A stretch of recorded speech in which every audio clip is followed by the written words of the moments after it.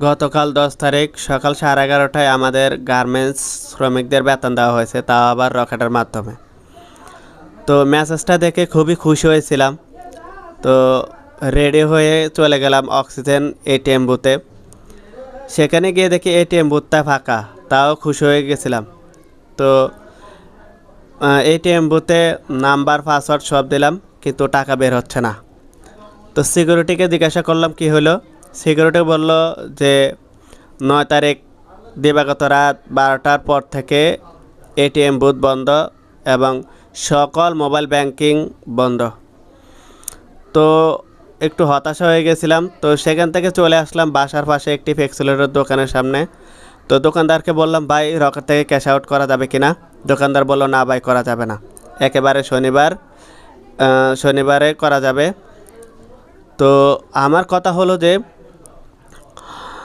Garments কর্তৃপক্ষ তো এই খবরটা আগে থেকেই জানে। তো আগে থেকেই শ্রমিকদের বেতনটা দিয়ে দিত, তাহলে শ্রমিকরা বেতনটা ক্যাশ আউট করে বা এটিএম থেকে উত্তোলন করে খরচ করতে পারত, তাদের দৈনন্দিন খরচ চালাতে পারত। কিন্তু গার্মেন্টস কর্তৃপক্ষ এমন সময় বেতনটা দিল যে নামমাত্র, মানে শ্রমিকদের দেখাচ্ছে যে তারা বেতন দিয়েছে, কিন্তু শ্রমিকরা তা ক্যাশ আউট করতে পারতেছে না, খরচও করতে পারতেছে না। তো এরকম নামমাত্র বেতন না দিয়ে একেবারে 14 তারিখ শনিবারে দিলেই হয়তো। দরকার কী ছিল যে নামমাত্র বেতন দিয়ে? শ্রমিকদের মন জয় করতে চেয়েছিল আর কি, যাতে শ্রমিকরা কোনো অভিযোগ করতে না পারে না।